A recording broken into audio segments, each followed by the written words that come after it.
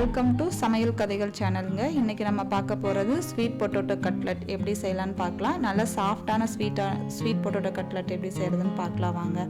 அதுக்கு தேவையான பொருட்கள் பார்த்தீங்க அப்படின்னா, நான் 1/4 கிலோ சக்கரவள்ளி கிழங்கை நல்லா கழுகி ஒரு 15 மினிட்ஸ் வேக வச்சு எடுத்துக்கணுங்க. நீங்கள் இதை குக்கரில் போட்டு வேக வைக்கலாம், இல்லை இட்லி பாத்திரத்தில் வேக வச்சாலும் எப்படி வேகனாலும் நீங்கள் வேக வச்சு எடுத்து வச்சுக்கோங்க. நான் இட்லி பாத்திரத்தில் வேக வச்சு எடுத்து வச்சுருக்கேன்.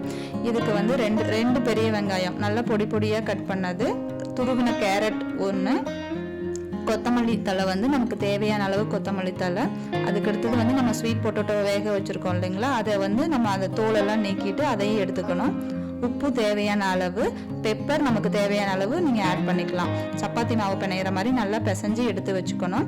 அதுக்கப்புறம் நமக்கு தேவையான சைஸுக்கு நீங்கள் ஆட் பண்ணிக்கலாம். நீங்கள் பபுள்ஸ் உருண்டையாக வேணும் அப்படின்னா நீங்கள் உருண்டை சைஸுக்கு பண்ணிக்கலாம், இல்லை கட்லெட் மாதிரி ஸ்கொயர் ஷேப் வேணும்னா ஸ்கொயர் ஷேப், நமக்கு எந்த இதுக்கு தேவையோ நீங்கள் அதுக்கு தகுந்த மாதிரி அதை ஆட் பண்ணிவிட்டு, அதுக்கப்புறம் நான் 3 ப்ரெட்டை கிராம்ஸ் பண்ணி வச்சுக்க ப்ரெட் கிராம்ஸ் எடுத்து வச்சுருக்கேன். அது கூட மைதா மாவு 4 டீஸ்பூன் நல்லா தண்ணி விட்டுட்டு, கொஞ்சம் தண்ணியாக இருக்க மாதிரி மைதா மாவு 4 டீஸ்பூன் ஆட் பண்ணிட்டு நல்லா கரைச்சி எடுத்துக்கோங்க.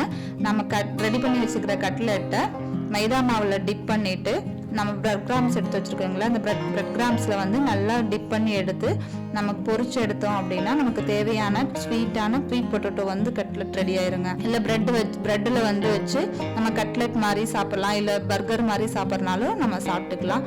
இதுக்கு பார்த்தீங்க அப்படின்னா இதுக்கு பட்ஜெட் பார்த்தீங்கன்னா 100 ருபீஸ்லேருந்து 150 ருபீஸ் வரும் வந்துச்சுங்க. தேங்க்யூ.